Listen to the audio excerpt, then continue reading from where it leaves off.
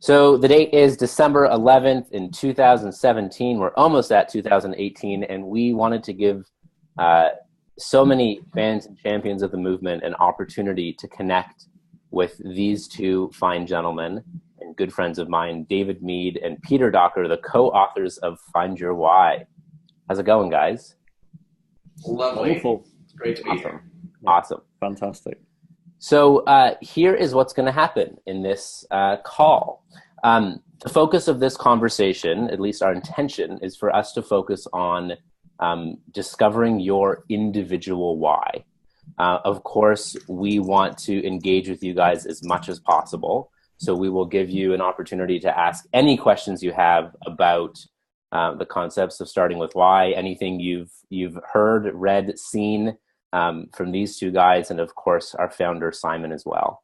We're going to kick off by doing a couple of poll questions just to understand who's here, what your level of experience is with our work and our content, so that, you know, as my wonderful friend Peter Docker says, context is everything. So before we move into content and answering any questions, let's get the context right. Let's learn a little bit about you, albeit through a poll, before we dive in and start answering questions.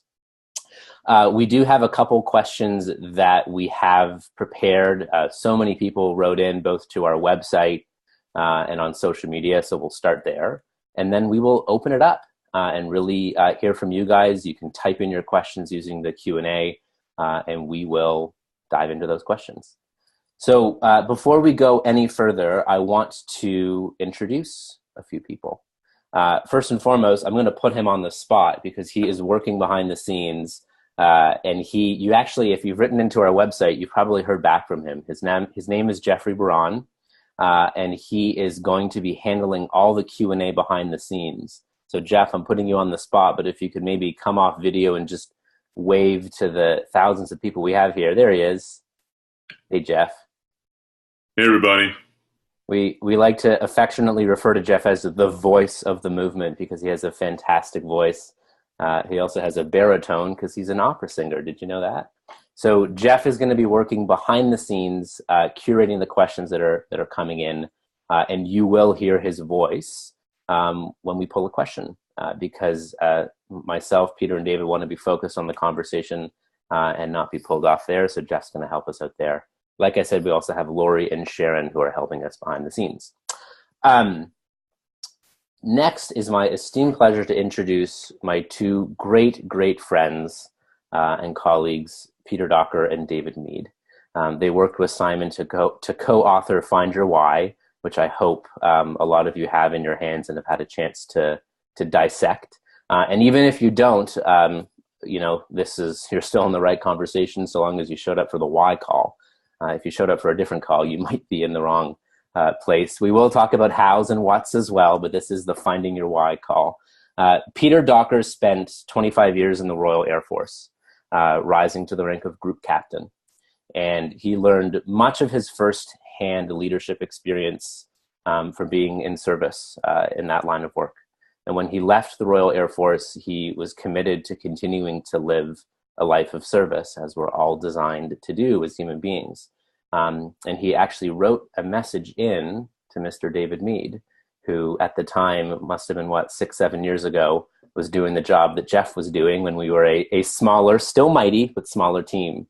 And David, I've heard you say that Peter just felt a little bit different. He was showing up to give, showing up not only to give, but to get it so that he could give to others.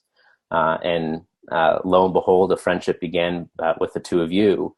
And Peter, since 2011, you've been speaking and facilitating and coaching and consulting, combining your own experiences and content with leadership as well as Simon's. So there's Peter Docker. Hello, everybody. Good to be here. Yeah, and Peter is in the UK. And my other dear friend, Mr. David Mead, who's in Salt Lake. David is the one who actually hired me. So 7 years ago, I wrote into the website and David responded to me, and he thought that I was much older and smarter than I actually am. He asked me to join him in doing the Start With Why podcast, which we we did and got 16 episodes out into the world.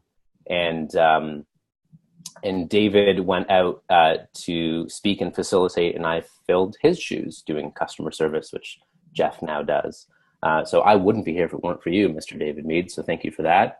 And David, what's really awesome about him is he was a huge champion of this message. He worked for a startup company that really was clear on its why, and unfortunately wasn't as necessarily disciplined in its hows. And though they stood for something good, they weren't living the message of perhaps Simon's second book, Leaders Eat Last. They weren't really creating that culture where people could essentially live what leadership was preaching. And so David is staunchly committed to ensuring that we live what we preach. And he fortunately, Simon and our CEO, Kim, did some consulting at that company, the startup that he was at, and he had an opportunity to join them. You were working mornings and nights for a while with them and joined full time. How many years ago was that, David? Since 2009 is when I started the part-time thing. So yeah, wow. Yeah. Wonderful. So that's David Mead and Peter Docker. And for those of you that I have not met, I'm Stephen Shedletsky, and I'm our team's chief of staff. So what I love about my job is that I get to ensure that, and I work hard to ensure that what we preach on a stage, we live inside of our company. We have a small but mighty team. We're up to 23 people now, and I get to ensure that we live our message from the inside out. And it is such a treat to be able to be doing this, reaching thousands of people to propel the movement forward and to help you guys be more useful with the work that we love. So pumped that you're all here. So guys, let's start with that poll question to learn more about all the people that are joining us. I think Lori, as our host, Lori behind the scenes, can you pull up those poll questions for us? I'm sure Lori is working frivolously behind the scenes to get those going. Here we go. So our first poll question is, where are you in your why discovery journey? We'll keep this open for about 30 seconds. And let us know, do you know your why? And like I said, Peter Docker, get it to give it. Are you trying to help others find theirs? Are you so ecstatic to know your own why, or maybe not ecstatic, maybe confused, who knows? Do you know your why but want to work on that language? Are you in the process of discovering your why, or you don't yet know your why? So take a second, fill that in. It just gives us great information to know where the majority of you are at in your journey. And Lori, I'll let you close that when we've heard from most of our participants here.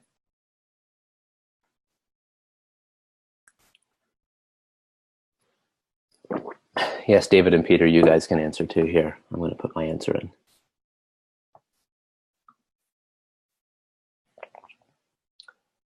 All right, Lori, how are we doing? Oh, look at that. Very cool. So 45% of you, 600 people, are in the process of discovering your why. Great. So we can probably talk about some partner stuff, more of the journey. Almost 200 of you not only know your why, but you're inspired to help others find theirs. We love to see that. Yeah, and Lori, we can see it. This is great. And 4% of you know your why. Hopefully at the end of this call, more will be inspired to go on that journey. And wow, a good chunk don't yet know your why. So great, you've come to the right place, and we can definitely help all of you and hopefully address everyone here. Wonderful. So we have one more poll question that we are gonna put out there. It says a lot of you are in the process of discovering your why, so keen to know the tools that you're using. So the next poll question, please, Lori. I see Peter taking notes here. Wonderful. So one more question here. What, if any, why discovery tools have you used? And you can select more than one. So are you using the Find Your Why book? We also have the online course, which Peter and David are a huge part of as well. Perhaps your company has hosted a why discovery workshop with our team, or you've attended. We've just started doing public workshops. So we've done it this year in New York, Chicago, Fort Worth, Atlanta, and Los Angeles. Perhaps something else, another tool you're using, or perhaps this is your first step. So we'd love to know what tools, if any, you guys are using on your journey to discover your why. So we'll wait a few more seconds here and see what comes back. Peter, David, any insights you guys have as we're seeing this come in? I'm just thrilled. There's so many people in the process, and there's a good chunk of folks who are looking forward to helping others to discover their why, which is always a wonderful thing to see. And if you guys had your hands on the book Find Your Why, there is a section in there by Simon that this is the help others movement, not the self-help movement. So, David, was there something you wanted to throw in as well? No, I was kind of surprised that there are so many people that that don't know their why yet, or that are still pretty early on in the journey, which I love. So glad that all those folks are here. Wonderful. All right, Lori, should we do a drum roll and see? A drum roll comes up. We have a lot of people, close to 600 people who have Find Your Why, the book. That's fantastic. Handful in the online why discovery course, which is great. Something else, cool. And this is my first step. Almost 50% of you. Wow, fantastic. Well, delighted you guys are here. And what I love most about our organization is that we show up to give. So anything that we can do to help you, we're going to do it. So we hope that this hour conversation puts you in the right direction. And of course, should you have any further questions that we didn't address, we're happy to help as well, whether it's on social media or our website. So I got a couple questions for you guys before we open up the Q&A. The first question I have with you guys is that this is your first book. It's just launched in September. I know there's a lot of people who probably don't yet have their book in the hands, but the reason you wrote the book is to help people discover their why. And I think everyone on this call is here for that, to discover, live, share their why. So I'm interested to know what has been your most meaningful experience now that this book that has been years in the making is out into the world. So I'm curious to know. Peter, do you want to start off? Sure. I think, like anyone who's experienced writing a book, let alone doing it cooperatively with two other wonderful people, it's a challenge. And you get to the stage where you're wondering if it's ever going to come out. And then, of course, it does. And you see it for that first time in a store somewhere, or going through an airport somewhere. And that's wonderful. I think for me, the thing that completely knocked me over was a little while ago. I bought a new MacBook. And as many of you know, you get a free 30 minutes Genius call with somebody who can tell you all the new tricks and tips with that MacBook. And so I had my call, and it's random. You get a genius from anywhere in the world. And this guy came on, and let's just say he was from somewhere else in Europe. And after we'd gone through the session for about 25 minutes, he said, "Can I ask, what line of work are you in?" So I explained to him, and I mentioned Simon, and he went silent at the end of the phone. And I then mentioned Find Your Why, the book. And he said, "I can't believe it." I said, "What?" He said, "Well, I've just been approached by the publisher in this particular country to translate your book into another language." And now the likelihood of that happening is so minute, it just blew me away. But I'm so grateful for people like this guy who do translate our words into so many languages. I think there's about 10 different languages the book will come out in if it's not out already. And that just helps us reach people that David and I wouldn't otherwise be able to reach. But yeah, you could have knocked me over with a feather there. It was an awesome moment. That's fantastic. David? Yeah, my experience hits a little closer to home. This startup company where I was working in 2009, where I initially met Simon, I worked with a guy there named Todd, and didn't get to know him all that well. But over the years, even after both of us had left that company, we stayed in touch. We did lunch every once in a while. Todd is a life coach. He also helps recovering substance abuse addicts, and this is the work that he does now. And he has been such a champion of the Y movement and helping these folks who are recovering.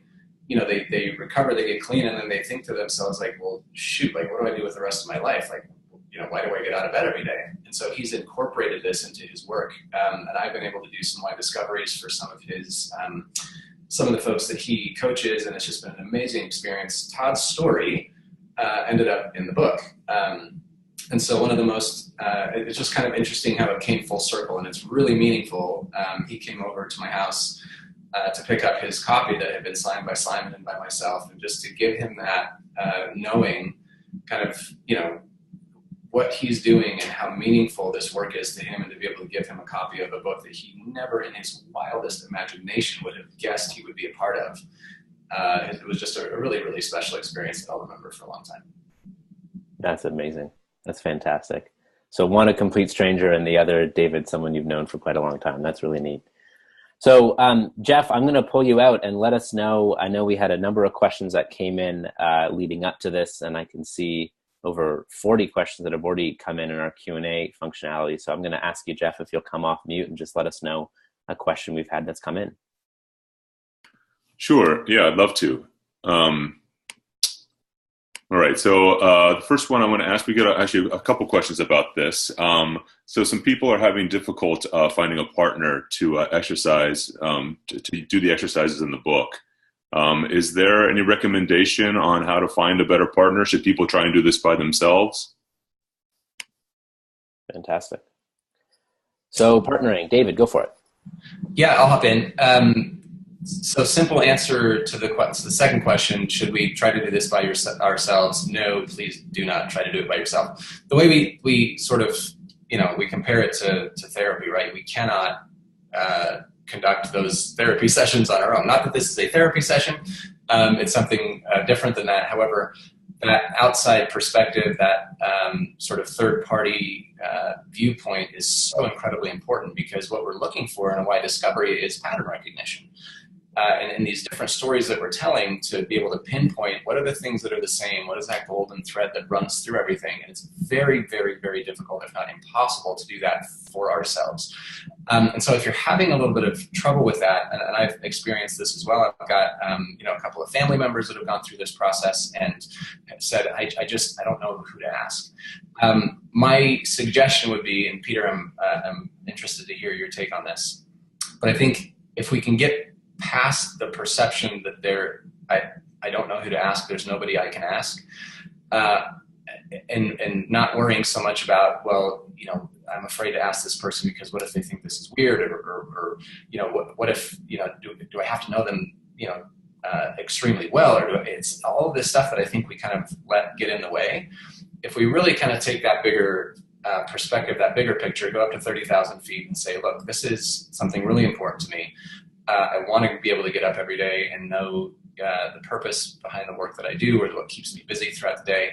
And sharing that experience that you're going through might just be inspiring to somebody that to the point where they would be more than happy or more than excited to help you do that. And so I think maybe just letting go of the perception that, well, they probably wouldn't do it, or they would think it was strange, or that kind of thing. I think we probably all have a few people in our lives that could serve that purpose. But Peter, I'm curious to hear what your response to that would be.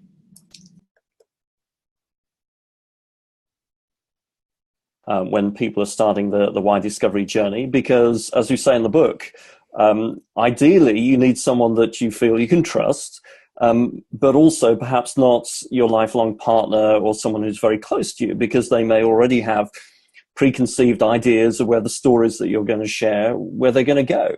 And as one person said to me, when I cross off the list all those people, I'm not left with anyone. Well, I think as the advice is in the book, think of 5 people that you would be willing to be a partner for, and that's probably your shortlist.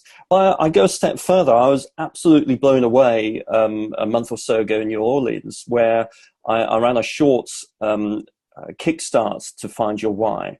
And there were probably about 60 or 70 people in the room who did not know each other. And yet we just paired people up and they started sharing stories with one another. So if you hear someone perhaps on the Facebook channel maybe who's also looking for a partner, just an idea, maybe you can be in service of one another. And sometimes not knowing that person well, but that person just being willing to be in service for you and you can be for them, it can actually work out pretty well. And certainly within the hour of this short session we did in New Orleans, people walked out arm in arm sometimes with people that they just started to share stories with that previously, an hour before, they didn't know them. So it doesn't have to be somebody you know. It can be somebody who is looking for a partner in just the same way as you. So yes, keep all options open, but definitely have a partner, because even for likes David and me, and I'm sure for you, Stephen, talking within our team has helped us further refine our why too. So yes, that objective view always helps. Wonderful. And yeah, to your point, Peter, we've seen people even on our Facebook page say, I don't have a partner to work with, and someone's volunteered and said, I'll work with you. So there's another opportunity. We do require a partner for that objective perspective. So we love seeing the ways that people do find partners even within our own community.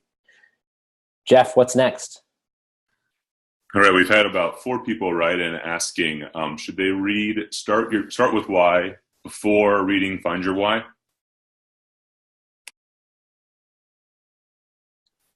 I'll hop in on this. It's up to you. We're not going to say to people, sit down and read Start with Why from cover to cover first. If you're eager to get on with Find Your Why, then that's fine. We wrote in the front of Find Your Why a sort of synopsis, shorter version of Start with Why. And this isn't about selling books either. If you want to read Start with Why, borrow one. You know, you don't have to go and buy one. I'm sure there's plenty in the libraries around the world too.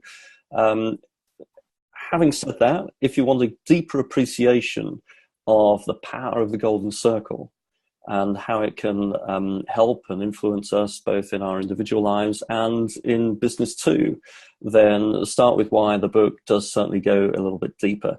It's entirely up to you. Reading Start with Why is not a prerequisite for launching into Find Your Why, but you will get a deeper appreciation of the ideas if you read both.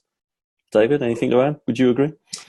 Absolutely. I would compare it to, you know, when you buy a new gadget or a new piece of technology, usually there's like the manual, which is, you know, sometimes online for those people who just love to get into all the detail. And then there's the quick start guide, which a lot of people are like, sweet, let me just tell me how, you know, give me the basics that I need to be able to figure out how to use this thing. So the information that we give around the Golden Circle and Start with Why, the quick start guide is in Find Your Why. So you'll have, you know, and it was written to be a standalone book. So you will have the basic foundation that you need as far as the knowledge about the Golden Circle and the concept of why, if you just pick up Find Your Why. But for those of you who love that level of detail, Start with Why is a good place to go. Yeah.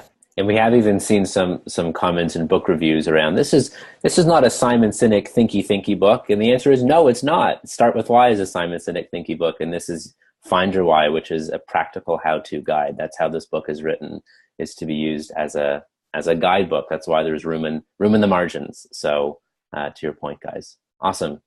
Jeff, what do we have next? All right, let me pull my page back up here. All right, Stephanie W asks, so how do you find your why when you are passionate about several things? Do you have to nail it down to one thing without feeling you are abandoning all those other passions as well? Wonderful. So the question of passions and why. David, go for it. Yeah, I'll take a stab at it. So what I often find is when I'm helping individuals find their whys, that are passionate about many different things, or you know, they're really excited about something for a while, and then the interest changes and they're onto something else. And so they have a hard time figuring out, well, you know, what's my why? It seems to change, or it shifts, or I'm passionate about so many different things that don't seem to have anything common among them. And I think that the skill and the practice of this, and again, the benefit of having that third-party observer, that partner that we urge you so much to have, is that really the goal is to get above all of those things, and rather than figuring out what makes all those things different, all those things that are so seemingly different that I'm passionate about, rising above that and figuring out what is it that ties all those things together. and this is what the why discovery process can really help you do, is to figure out the commonality. And that basically all of those different things that you're passionate about are your whats. And so what we got to figure out is what is the underlying thing that brings all those things together, that when you do one of those things, it lights you up and it fills you up and fulfills you. There's likely commonality among most or all of those things that tie into your why. Peter, anything to add there? Yeah, I just add on to that. The process of the why discovery, actually what you're doing is finding your themes, which are your hows, and the one that rises to the top is your why. So, Stephanie, to your point, you may find as you're coming up with all these stories that there do seem to be a number of themes. Well, that's part of the process.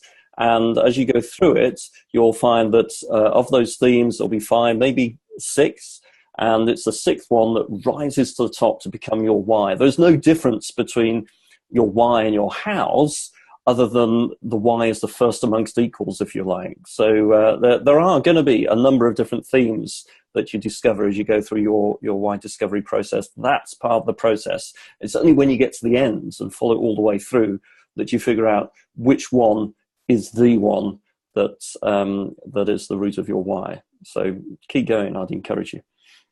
I'll offer just 2 points here to close this, guys, around Simon has a great quote on passion, and also our previous point around the value of objectivity. David, what you were saying, that sometimes, when we focus on all the things that we love, we can't find the common thread. Of course we can't, because we can't see the forest from the trees when we're in our own why discovery. And also Simon has the quote of, we only have one passion, but we have many whats to that passion, right? There are many ways we can bring that passion to life, which is our why. So as you both said, wonderful. Jeff, what do we have next? All right. Madeline L. asks, how do I figure out which memories to use in the why discovery? Great. So the why discovery process, as you guys may or may not know, is based upon our past. It's who we are and where we come from, which are all about our memories or our stories, which is what is being referred to. So guys, how do you know which ones are the right stories? Well, I don't think there's a right or wrong story. The thing is, when we ask people to look at the stories from their lives, the most important aspect of those stories is that they are specific. By specific, we mean a story that talks about a particular time, a particular place, particular people. Because when we talk about specific stories, it triggers an emotion in our brain. And that's how those memories are formed in the first place. We remember things because they are in tune with a particular value or belief that we hold. And that's what triggers the memory process. So it's not a case, I think, of deciding which stories to use. The more stories, the better. Provided they are specific stories, that's the most important thing. And then tell as many of those stories to your partner as you feel you need before the themes start to emerge. And if you feel that you really want to tell one other story, then chances are it's really quite important. So tell that story. You don't need to limit yourself, and you certainly don't need to decide which story to leave out and which to tell. The most important thing is that they're specific, and they're likely then to have that nugget of gold that you're looking for, which will point towards the themes, which will point you towards your why. David? I would just say one other thing, which is go with your gut. Don't overthink it. Whenever a story pops into your mind that's significant, that has meaning for some reason, write it down. Whether you decide to tell it or not, at least record it and have it there. And just the last point is, often we think about, well, the stories that I tell, or these memories that I'm considering using, they have to be something big or something monumental. Absolutely not. They have to be meaningful and significant. And that can be the smallest, little, seemingly insignificant thing. But if it means something to you and you remember it, you'll remember it for a reason. So go with your gut. The one thing I'll add in here, guys, is sometimes we'll see people enter into their why discovery process and they've curated their stories, right? They've strategically picked their stories to prove to their partner what their why is. And if you truly want to find your why, you'll actually be surprised by what experiences and stories you shared. So to the question, the right stories are the ones that come up in the moment that feel that they matter to share, as you both highlighted. Awesome. Wonderful. Jeff, do you have another one that comes up? Yeah, sure. So on the same themes issue, what if the themes you're coming up with are negative? Wonderful. So we talk about peaks and valleys, guys, but David, do you want to kick off in terms of those themes? Sure. There are certain, as we consider those memories and those stories and those experiences from our past, not everyone has had a bunch of really positive, fulfilling, great experiences, and so that's absolutely fine. We can work with the challenges, with the things that have been tough, and what we tell people, or what we seem to find, is that the negative themes are a representation of something that was missing. When we're not feeling at our best, when we're not fulfilled, when we're not finding meaning, and there's that overarching theme, it's because something that we need, or something that would fulfill us if it were there, is not there. And so often it sort of represents the opposite of what we need in order to feel fulfilled. And so we can still use those. Those are still valuable stories. This is not all about just talking about all the positive, wonderful experiences. Obviously, a why is positive, it's generative, it's supposed to be inspiring. And at the same time, those stories that we sometimes perceive as challenging or negative, or the themes that seem to come out as a negative theme, simply can kind of be the opposite of something else that we would need in order to feel fulfilled. Yeah, I'd agree with that. Some of you who've heard me speak may have heard me tell the story of Dylan, a friend of my children.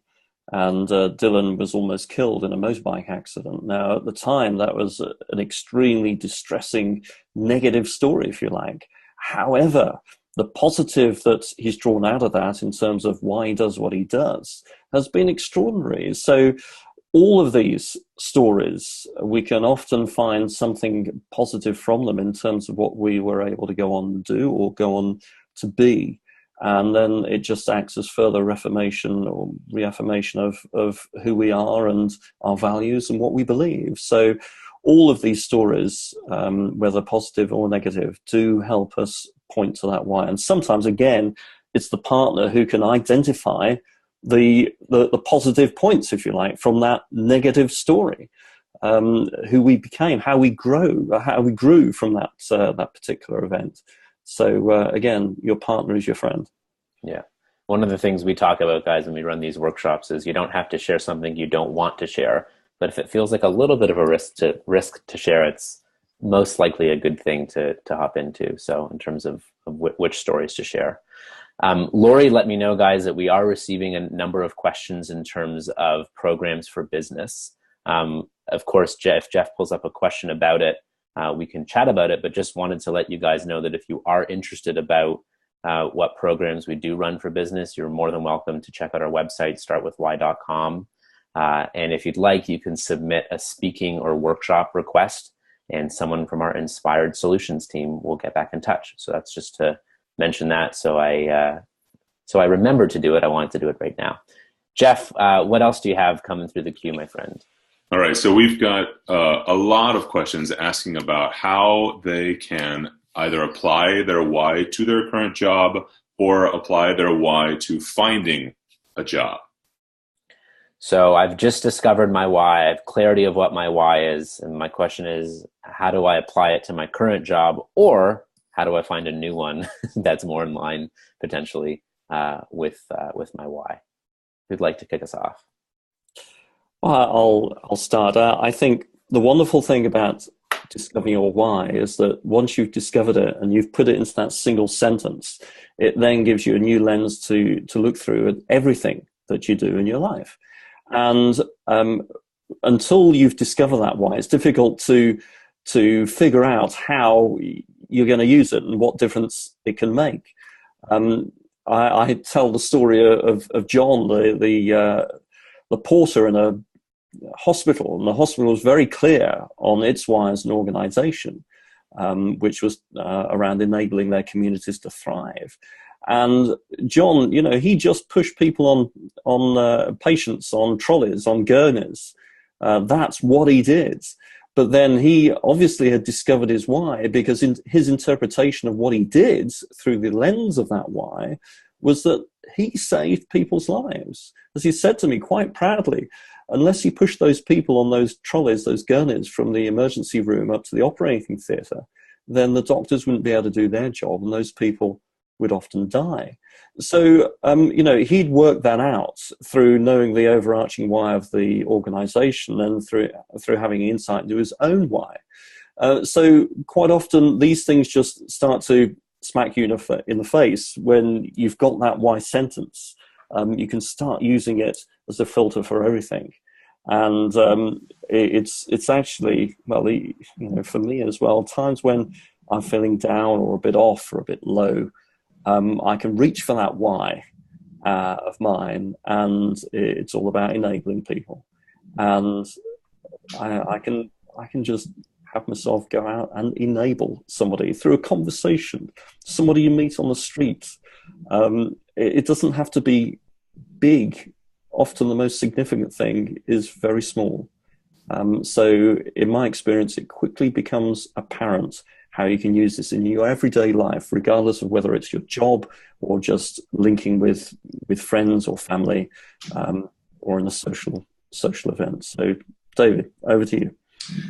Sure. I would say that, you know, sometimes a why may point directly to some sort of, you know, job or some sort of industry, and it might be a very clear tie. So, for example, you know, if my why were to, you know, to share knowledge so that the eyes of people can be open to the world around them, like that might be perfect if I'm looking for a teaching job, for example, right? Like that might just smack of elementary school teacher.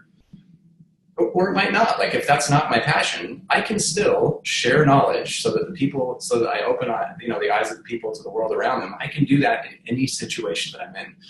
What we're finding more and more is that it's less about finding a why to be able to find a particular job or a particular position. This is a very human endeavor where when we know who we are when we are at our natural best, as Peter says, we can do that at work. We can do that in the community. We can do that with friends or at home.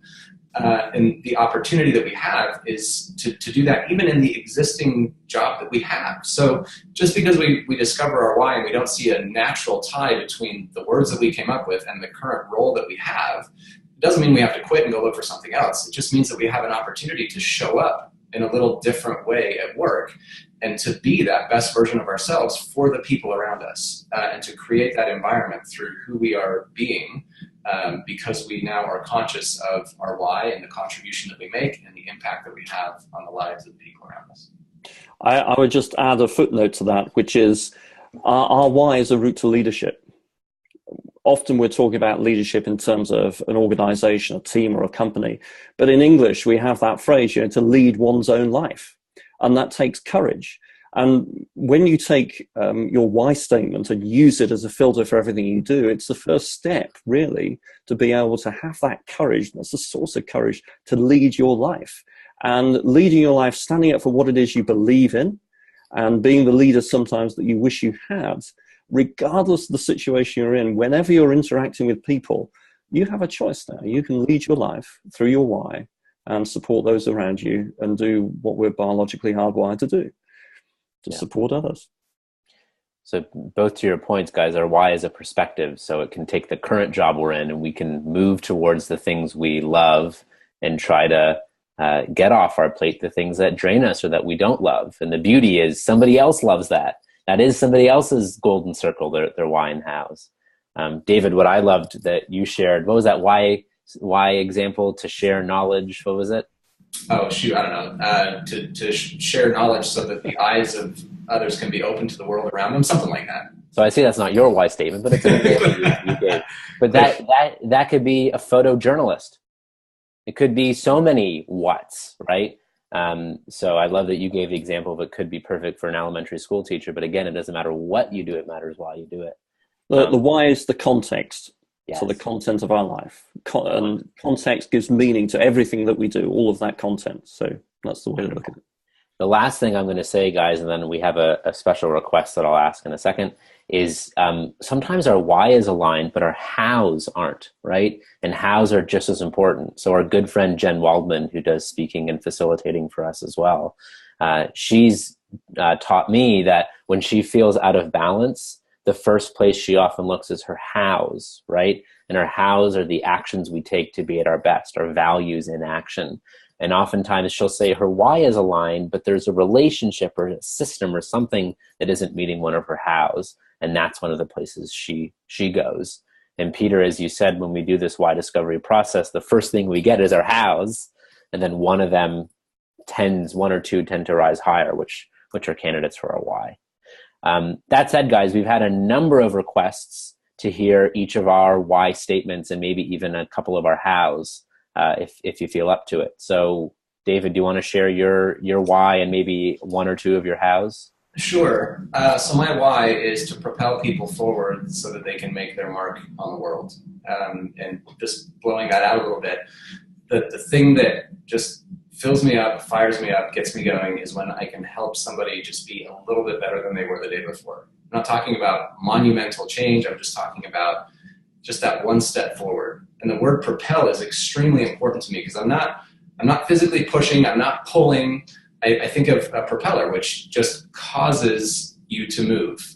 It's not physically touching you. So it's just, in a way, just creating the environment or creating the space for people to be able to take that one step closer to where they want to be so that they can do the amazing things that they're meant to do in the world. A couple of my hows that really stick out for me, learn from every experience. I'm a huge learner. And if I don't learn, I can't help propel others. The other one is to see the big picture. I have to understand the context in which I'm working for me to be able to be at my best. So those are a couple of the hows that really stick out for me. Okay, for me, my why is to enable people to be extraordinary so they can do extraordinary things. So to enable is the root of that, and I can bring this to life through so many different things, and I have done in my life, it's the root of my why, but enabling people is the key. I'd like to say more about this extraordinary piece, though, because it's about enabling people to do extraordinary things that are extraordinary for them. And so these, again, don't have to be huge things, but extraordinary in their eyes, be able to go that extra step, be able to achieve more than they thought was ever possible. And actually, I've just reached over. We talk about having a symbol, and this was a gift from the wonderful Start With Why team. It's a compass, and if you look on my website, there's a story behind the compass, but this is a representation of my why, and it reminds me that I'm about enabling people and helping people find their way to achieve more than they thought possible. My hows, actually, I share some of them with David. Certainly seeing the big picture side of it. One of my other hows is to simplify. I like to try and simplify it because, as Leonardo da Vinci said, simplicity is the greatest sophistication. It's not always easy, but if we can simplify things, then everyone can understand and everyone can share. And I hope that we've done a little bit of that in this book. And another one is to go the extra mile, to do that extra piece of work, to push a little bit further, to help people just a little bit more. So that's one of my hows. And just because we've got these hows written down doesn't mean to say we're perfect all the time. It's always work in progress. And Steve, I think you bring up a great point from Jim Wellman. Sometimes we're out of line with our hows and we've just got to work on them a little bit more. But yeah, hopefully that answers the question. Good. I love, Peter, you got the compass, you got the book. I'm wondering what else you're going to pull out next. You got all the things next to you. That's great. I can share my why. My why is to engage people in meaningful ways so that we more deeply connect. I believe that when we more deeply connect to ourselves, the people around us, and the world around us, we are going to live in a more fulfilled world. So that's what drives and inspires me. And a handful of my hows. I love communicating. So articulate what we feel, see, and know. Communicating to get on the same page and stay on the same page. I love that. Look forward, which to me is optimism. It's also why I wear talking about symbols, which is a nice way to live our why. I have orange shoelaces on multiple pairs of my shoes. That way when I catch myself looking down at the floor in a less confident position, I see this bright orange, which reminds me to look forward and to choose a positive perspective. Keep it fresh and new. I love variety. And another one is give to the hungry. I love feeding people who are hungry for more and who want to improve, which is why I love this very call that we're on, because everyone here is hungry for this and wants to do more and give more. So I love that.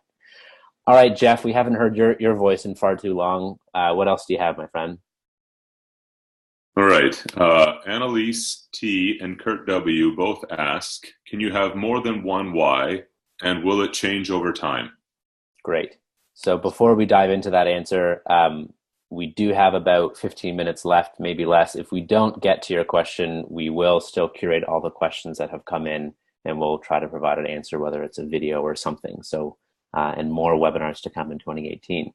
So that question, guys, who wants to go first? David. Yeah, I'll go first. And I'll try to be as brief as I can because I see the number of questions continuing to rise. I want to get to as many as we can. Annalise and Kurt, thank you for the question. We only have one why. And again, this is a matter of perspective, right? So oftentimes we think one of the big things that we see is that people say, well, my family is my why. Your family is actually one of your whats. It's one of the opportunities that you have to show up and live your why. Your why is much bigger than that. The way that I like to think about it is we are who we are wherever we are. And that is at work, at home, with our friends, in the community. Anywhere that we are, our why is the same. We are ourselves. We are our best selves, no matter what situation we're in. At least we have the opportunity to be. We're not always. So we only have one why, for work, for home, for everywhere.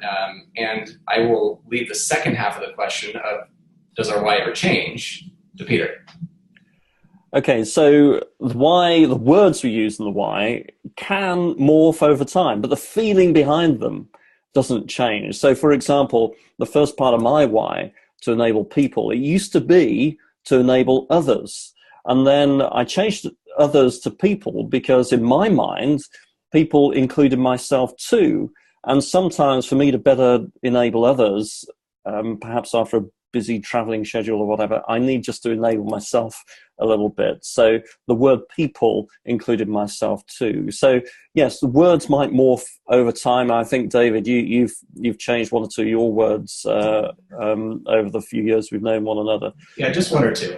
And that's okay. It's the feeling behind it. The words, as we know, the why comes from our limbic part of the brain, responsible for all behavior, all decision making, and yet it's got no capacity for language. So at the very best, our why statement is an approximation, an expression of the feeling that lies behind our why. So it's quite likely that the words will change, but the feeling won't. And to David's point, we only have one why only. Yeah, and words are imperfect. Words are a representation for meaning. So I've even heard some people, in organizations or individuals say, that's not a word, you can't use it. People have actually made up words to put into their why statement that means something to them. So it's all based on our stories, and each word, like an accordion, when we open it up, they have deep significance and meaning. So we have one why and one why only. It covers all the whats we love.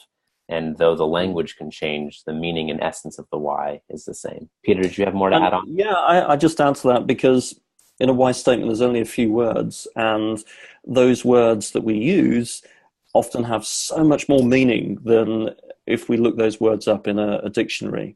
And so over the years, my why, the meaning of those words, it's taken on more meaning day after day as I do all I can to live my why. So in a way, the words are becoming less important. It's that feeling behind them. And words are a tool to help you live it. And just one quick story here, guys. When my daughter Sophie was born, a mentor of mine said to me, "You have a new why," and I went, "Same why, now just a bigger platform, a bigger stage to go live it. It means more now." So huge life events or even tragedies don't change our why. It just gives us a new perspective lens platform to live it. Jeff, what else do we got? We have about 10 more minutes, so let's see if we can do, it's certainly a couple more questions here. All right. Jonathan G asks, what are some signals that may indicate you have deviated from your why? Great question. What are some signals you've deviated from your why? Peter, you're off mute, so I'll go to you first. Yeah, it will feel wrong. It will. Your why it comes from our limbic brain. It's a feeling. It's based on feelings. We know when we are acting in a way that's not consistent with what we believe. You know, if we have a conversation with someone, or we act in a certain way, we will feel uncomfortable. Yeah, we're emotional animals. This is how we are hardwired, and so our emotions are going to tell us. It's front and center when we're acting outside of our why. Of course, the why can also give us a way to choose to act as well, so as we can be proactive. That's the idea of it. But yeah, I would say you will know when you're acting outside of your why, and it'll be a very good reminder. David? Yeah, just to tack on a little bit to that, which is, sometimes we have to make a decision that throws us out of balance a little bit. There's an immediate need, we lose our job, we got to have money to pay rent. And so we go get a job that maybe isn't perfectly in line with our why, right? We will feel that that's not the place for us. It's like, oh, this is not the most fulfilling place for me to be. And yet, just in the immediate short term, that's what we need in order to take care of our family, pay our bills, whatever it is. The beauty of that is that we recognize that, and the goal is to get back into balance. And even if it's not something that extreme, even if we just have an experience like Peter talked about where it just doesn't feel right and we know it, it's a great trigger for us to realize, well, what do I need to do to get back in balance? We will not be at our best every single day. We don't perfectly live our why every single day, but when we get those little cues from our limbic brain that let us know that something just doesn't feel right, that's a good reminder for us to figure out, again, use our why and hows as filters, figure out what isn't right, what's not jiving here, and how do we work to get back into balance so that we can get that feeling of fulfillment and meaning. The very simple and neat thing is that everything we do, everything we say, either adds to or takes away from our why. Even if we don't have words for our why, people, our friends will see us acting out of character is quite often what we all will say if people are doing something that seems wrong for who they are. So everything we say, everything we do either adds to or takes away from our why. And with it, we add to the trust and loyalty that people feel towards us. So when we've got that why statement, which is the contribution and the impact that we can make in the world, it gives us a really good steer on the choices we can make to always add to that why, bring it to life, add to the trust and loyalty that people feel towards us.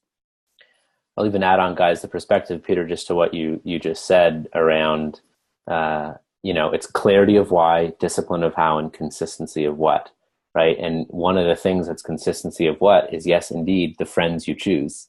And so one of the things that happens when we discover our why is we really get clear on this is who I am and this is who I'm not. And we might actually create some meaningful changes. And sometimes friends will go, you aren't who you are and you've changed.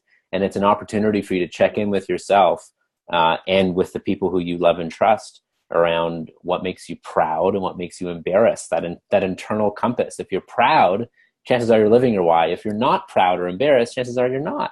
And so even as we shift, some people who we considered friends because we've known them for a long time, from college or whatever, as we evolve and live into our why, sometimes we have to be very mindful of the relationships we choose as well.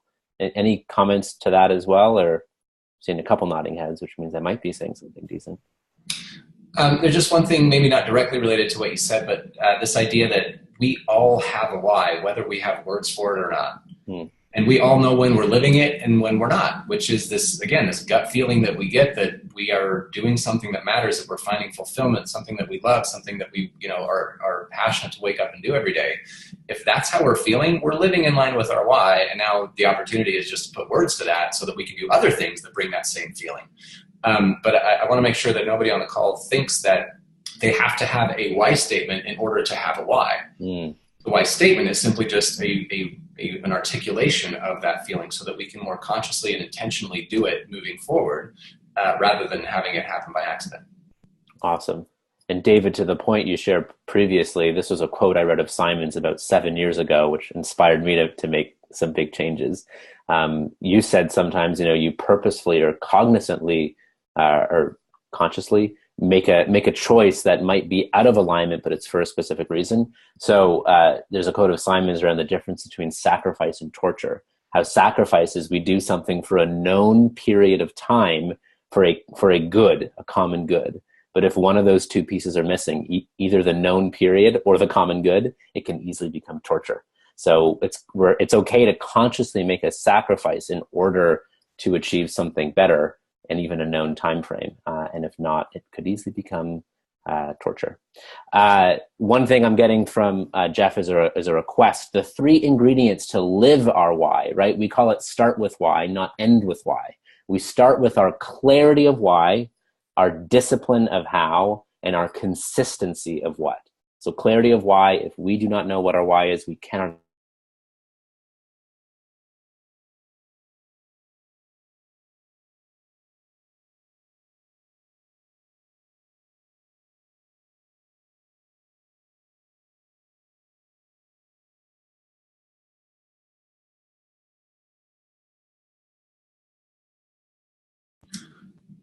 I'll hop in here for Stephen, where he looks like we're having some internet issues here. So clarity of why, what Stephen was saying is, if we don't know, if we're not clear on what our own why is, there's no way for us to live it or to share it with others. The discipline of how, that second piece, and again, the hows are the actions that we take, the daily behaviors that we engage in to make sure that we are living our why. And if we're not being disciplined in doing that, and the reason we say discipline is because starting with why and living that is not always the easy decision to make. Sometimes we have to do things that will hurt us in the short term, but when we act in alignment with our hows, that naturally allows us to be at our best, which allows us to live our why. So it's having discipline of how. And the third piece, the consistency of what, means that everything that we do, our job, our relationships, the way we communicate, anything that is a manifestation or a representation of the things we say or the things we do, must be consistent with what we believe. And this is where authenticity comes in. We talk a lot about that and how this is, how we make friends, how we date, how we get married, all these things, the relationships that we create, the trust that we build, is because we can tell that the things that people are saying and doing are in line with what they believe. That's what consistency of what means. So Stephen, with that, I'll pass it back over to you. Thanks, David. Good thing I'm on a call with you guys. You can have my back when internet conks out. So thanks there. So we are at time. I can imagine that you likely asked a question. If you're listening to this, you perhaps asked a question that didn't get answered, but we will work as a team to look through those, see if there are any common themes, and we'll shoot some videos or something and try to get those questions out to you and to the world, or steer you to a resource that already exists. Before we thank everyone for joining us, I just want to see if you guys have any final words in terms of discovering and living your why. Peter? I'd just say that it takes courage to learn your why, to discover it. It takes courage to live it, because it's about standing up for what it is you believe.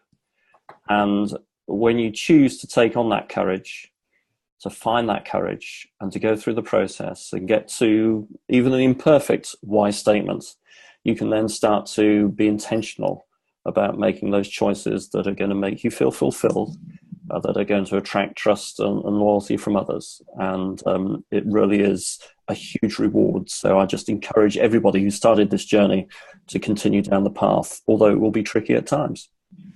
David?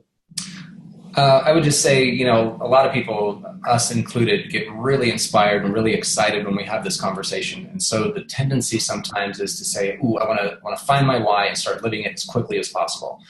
I would urge you to be patient with yourself. This is a process. This takes time. For some people, it comes very naturally, very quickly. For other people, myself included, it took me 6 years to come up with the right words for my why. The feeling never changed, but I never had the words that I loved. And that's okay. It's not about having the perfect words. It's about knowing what it feels like and making it actionable. And so as long as you have that, be patient. The right words will come, or the words that feel the most authentic to you will come. Don't try. There's no shortcut for this. So be patient. And that's the guy who wrote the book on it. So if it takes you less than 6 years, you're doing just fine. I just want to share, in terms of closing words, that one of the things I love is the thing that's the common thread between all of our work and Simon's work, which is this notion that together is better. There was someone who wrote in asking if they could, I believe they were in Switzerland, if they could tune into the webinar which I hope they're still on right now, and actually have it in a conference room and have a number of people join them and watch them. To which our answer is yes, yes, yes, yes, yes, yes. This is the Help Others movement. And that indeed, if you want to go anywhere with this, go together, right? The proverb, if you want to go fast, go alone, but if you want to go far, go together. So if you care about this stuff, just find one other person who cares about it too and help them, and they'll help you.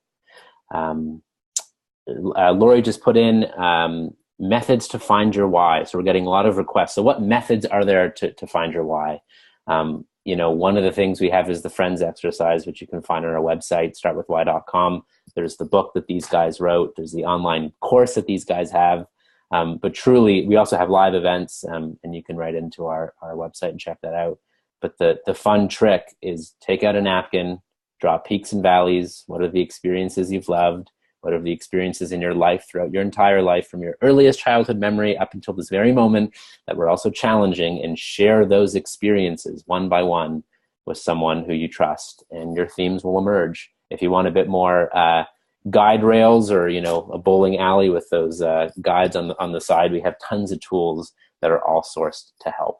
So guys, thank you so much, Peter and David, for giving of your time and for sharing this with a couple thousand people who joined us, which is fantastic. And can I say, Stephen is this guy is the voice on the audio version of Find Your Why, so which I know is very popular. With a voice like that, well, we've got some good voices on this team. What can I say? Yeah. But thank you, Shedi. They say I have a face for radio, so there it is. Thank you so much for the over 2,000 people who joined us. The movement is strong. We show up every day to serve others, and we know that those of you who are still on this call do the very same thing. So thank you so much for joining this Finding Your Why live webinar. We'll see you again in 2018, that's for sure. Thank you. Bye-bye now. Bye.